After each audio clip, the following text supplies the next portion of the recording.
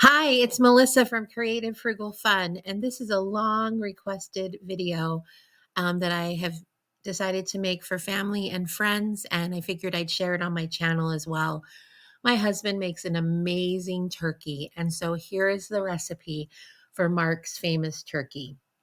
You will need a Butterball boneless turkey. You can get these at any store, but Costco is usually a good source at the holidays. You need one onion chopped, a half a pound of baby carrots, or 2 to 3 regular sized carrots chopped, and you need 4 stalks of celery chopped. Then 1 1/2 sticks of butter.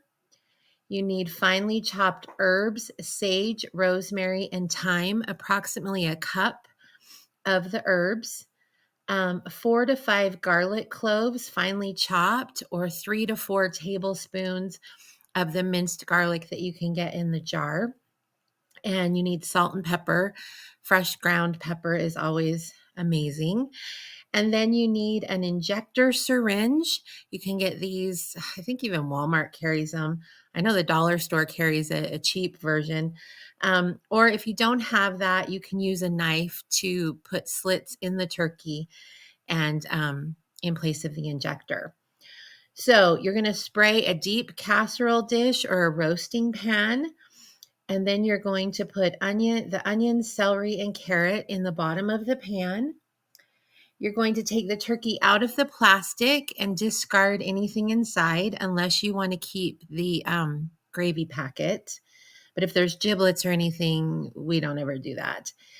Then you keep the netting on the turkey. This is really important. It holds everything together. You put the turkey on top of the vegetables that are in your pan, ready to go. You put the turkey there. You melt your first stick of butter. You can just melt it in your microwave, and you have it be cool enough that you can work with it. But you rub it all over the turkey, including the underneath portion of the turkey. You melt the additional half stick of butter and you inject it with the injector, or you cut slits in the turkey where you can pour the butter in. I don't know how deep to tell you to make those slits, but you'd want them enough that it could go in, maybe poking with the knife, not really sure. But basically, you want to have butter all over the turkey, and then you also want to have butter injected in some way in the turkey. Then you'll put your salt and pepper on top. As you can see, we have a bowl, or had a bowl pictured earlier that was quite big, of salt and pepper. Just do that to taste.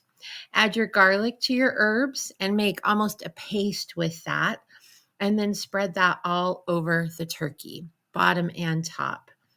Then you put in a preheated oven at 375, and you cook it for anywhere from 90 minutes to 2 hours. We suggest that you check it at 90 minutes. When it reaches 165 with your meat thermometer, you'll want to pull it out.